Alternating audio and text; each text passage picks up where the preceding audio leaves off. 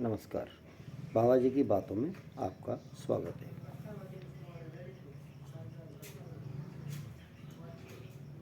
पैर छूना,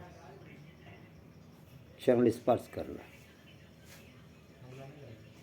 बहुत होता है हमारे समाज में। आप जानते हैं पैर छूने का, चरण स्पर्श करने का मतलब क्या होता है?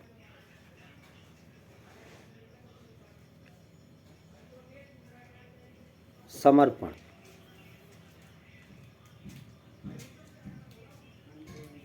पैर छूना या चरण स्पर्श करने का मतलब है सिर्फ एक, पूर्ण समर्पण, तन मन धन से।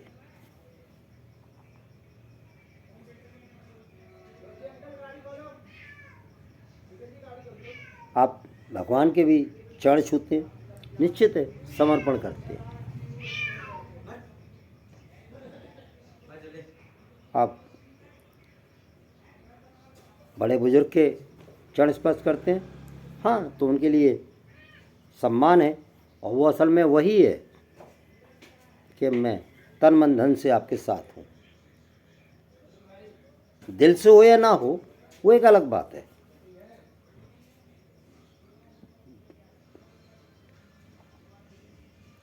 आप एक बात समझ लो, मैंने क्या बोला? चरण स्पर्श, इसका मतलब है समर्पण है अपने। किसी भी, आजकल तो बहुत गुरुजी हैं, किसी से ही पूछ के देख लेना, वो भी यही बताएंगे, तन मन धन से समर्पण, तन मन धन से समर्पण। तो क्या किसी बिटिया को, किसी औरत को, किसी बहन को, किसी बहू को पराये मर्द के पैर छूने चाहिए?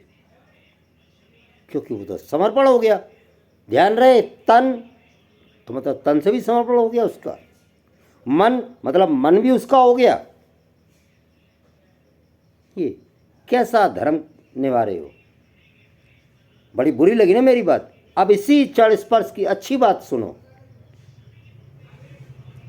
अगर आप किसी के चरण स्पर्श करते हैं, कभी भी किसी शादी में, ब्याह में, प्रोग्राम में, कहीं भी अगर वो आपके सामने आते हैं, तो यकीन मानो वो शख्स जब आपको देखता है तो वो ये समझता है कि अब तुम उसके चरण स्पर्श करोगे।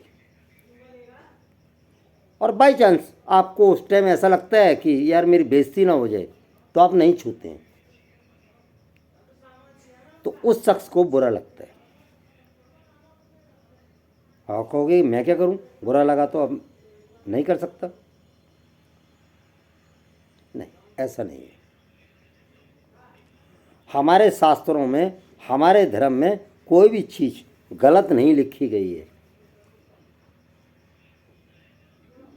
हम उसका मिसयूज करते हैं, गलत तरीके से प्रयोग करते हैं। सबसे पहली बात तो आप किसी के चरण स्पर्श करते ही नहीं हो। एक हाथ नीचे लटकाया, दोनों घुटनों पे ऐसे ऐसे टिकाया, बात खत्म हो गई। ऐसे नहीं है। अच्छा, वो हो भी नहीं सकता, क्योंकि जिनके आपको चरण स्पर्श करने हैं वो तो ऑलरेडी जूते पहने बैठे हैं, जुराबे पहने बैठे हैं, जबकि शरीर से शरीर टच होना चाहिए। बैटरी की तारों की तरह, जैसे प्लस से प्लस और माइनस से माइनस तारें जुड़ती हैं, इस तरह से सही जो तरीका है चरण स्पर्श करने का, वो हाथों को ऐसे करने का है। और हाथ इन उंगलियों से यहाँ होने चाहिए। कहाँ? यहाँ। दोनों पांचों उंगलियां उनकी पांचों उंगलियों के ऊपर।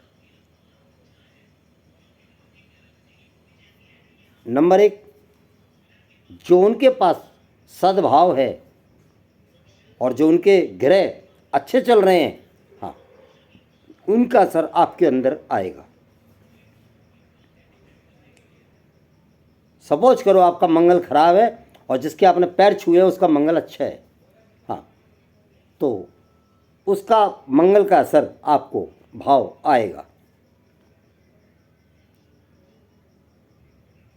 और हर इंसान के सारे ग्रह खराब नहीं होते,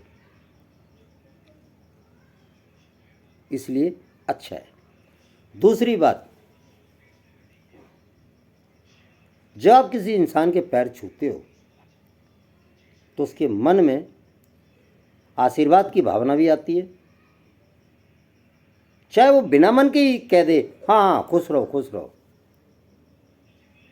लेकिन एक बात जरूर होती है, जब आप किसी परेशानी में, किसी मुसीबत में उस शख्स के पास जाके अपना दुखड़ा सुनाओगे तो यकीन मानो वो तुम्हें अच्छा ही समझ करके, क्योंकि ये तो मेरे पैर छूता है, अच्छा बच्चा है, हाँ उसके मन में आपके लिए भावना है, पहले से ही है, आप यकीन मानो जितना भी हो सकेगा वो आपका साथ देगा, बिल्कुल देगा। खुशी से नहीं देगा, थोड़ा सोचता विचारता डरता हुआ है, लेकिन मजबूरी से, लेकिन हाँ देगा। आजमा लेना इस बात को, और अपनी बहू बेटियों को, बहनों को ये कहना बंद करो कि पराए मर्द के, चाहे वो कोई हो, गुरुजी क्यों ना हो, हाथ चिपकाना बंद करें। ये पूर्ण समर्पण है, उनका सतीत्व खत्म हो जाता है, वो कभी जिंदगी में सावित्री नहीं बन सकती।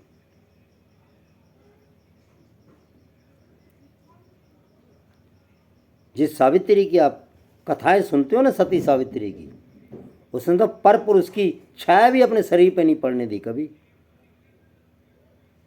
आप लोग शायद ये समझते होंगे वो सावित्री लकड़हारे से शादी की थी तो मतलब कोई गरीब घर की मजदूर नहीं होगी, गलत हो।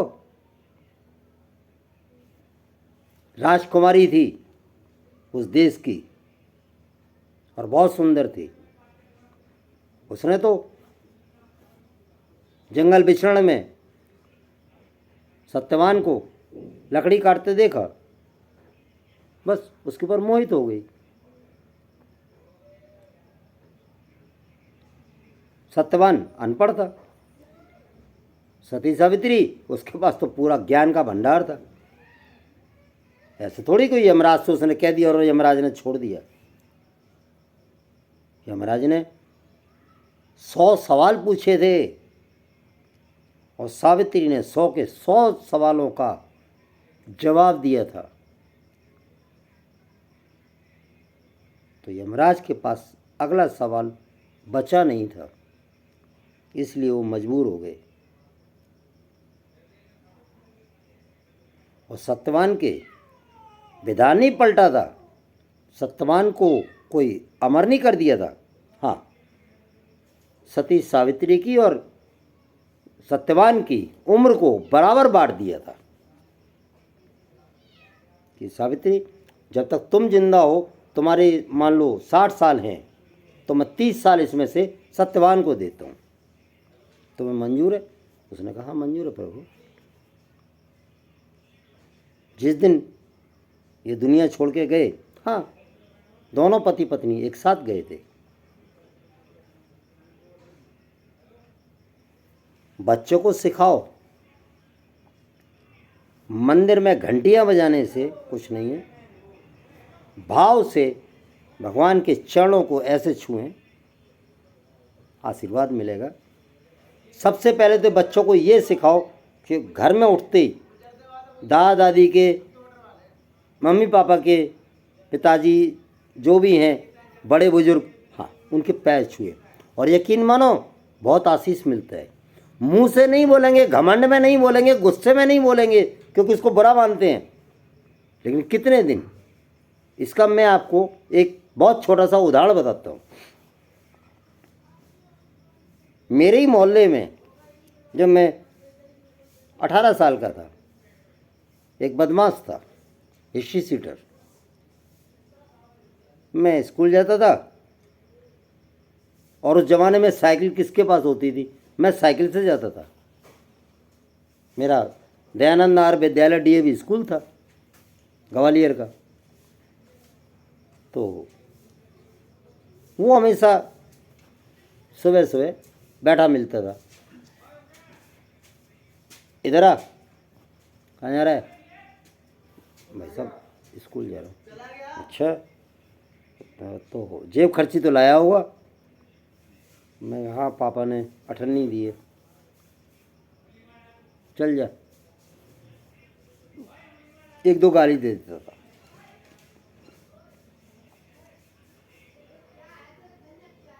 एक किसी बुजुर्ग ने मुझे बताया, मैंने पता क्या किया, अब मैं जब उस रास्ते से जाता था दूर से ही देख लेता था कि हाँ वो बैठा है, तो मैं साइकिल पीछे खड़ी कर देता था, थोड़ा सा पीछे उतरता था, जाके उनके पैर छूता था। क्या है, मेरे पैर क्यों छू रहा है? क्या आप मेरे बड़े भाई हो? हाँ ठीक है ठीक है, जा। आप यकीन मानोगे, उसने मुझे गाली देनी भी बंद कर दी। एक हफ्ते बाद वो मुझसे ये तक कहने लगा, कहाँ रहता है? मैं फलानी जगह।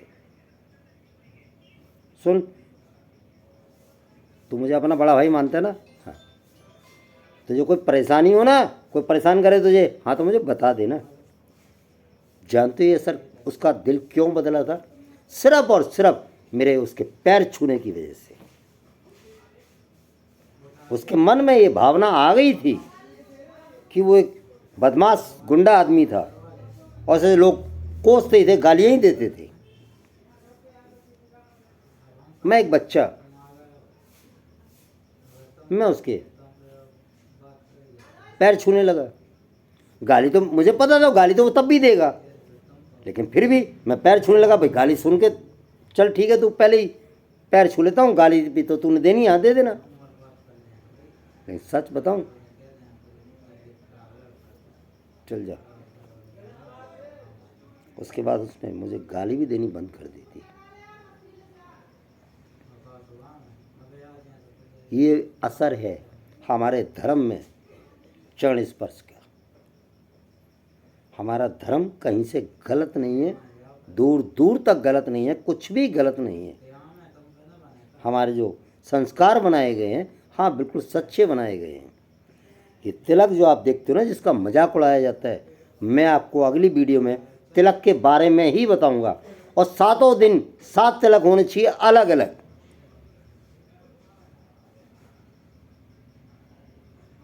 पिछली वीडियो में मैंने बताया था कि धर्म नहीं डूबता, धर्म के ऊपर चलने वाला डूबता है।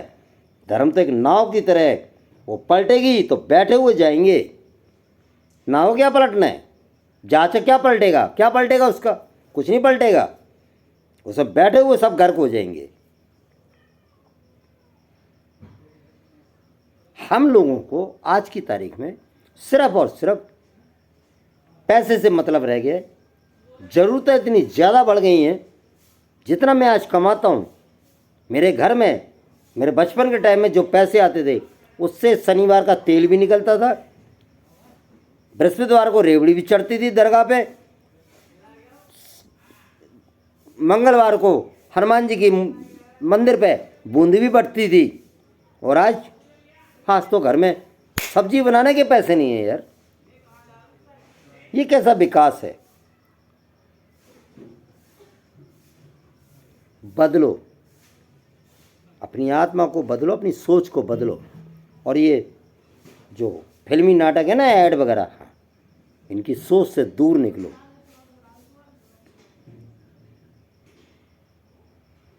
मेरी वीडियो आज लंबी हो गई है, फिर से बताता हूँ, बच्चों को बताओ। और ये घुटनों पे हाथ लगाना नहीं, चलो मान लिया आप घुटनों पे भी हाथ लगाते हो, तब भी वही होगा। जिस इंसान के घुटनों पे आप हाथ लगा रहे हो ना, उसके मन में भी आपके लिए कहीं ना कहीं एक नरम कोना बन जाएगा। अपनी परेशानी में जब आप उसको बोलोगे ना, तो जो भी हो सकेगा अच्छे के हिसाब से ही, हाँ, वो आपके लिए करेगा। ये आजमा लेना इस बात को। मैंने तो ज़िंदगी में 50 बार आजमाई है। आपके टीचर हों, आप उनके पैर छुओ, जैसे भी छुओ, घुटनों से ही छू लो, तो उस टीचर के मन में भी आपके लिए भावना आनी शुरू हो जाएगी, नहीं यार बच्चा अच्छा है। चाहे आपके पढ़ाई में कमज़ोर हैं, आपके नंबर कम आते हैं, नहीं, वो टीचर आपका पूरा सपोर्ट करेगा, पढ़ाई में भी सपोर्ट करेगा। आप आजमा लेना, देख लेना। जो मेरी बिटियाँ हैं पढ़ाई में कमज़ोर हैं, अपनी मैडम के गुड मॉर्निंग और गुड इवनिंग नहीं, पैर छू के गुड मॉर्निंग करें, वो हैरान तो हो जाएगी, लेकिन अंदर से वो बहुत खुश हो जाएगी, खिल जाएगी।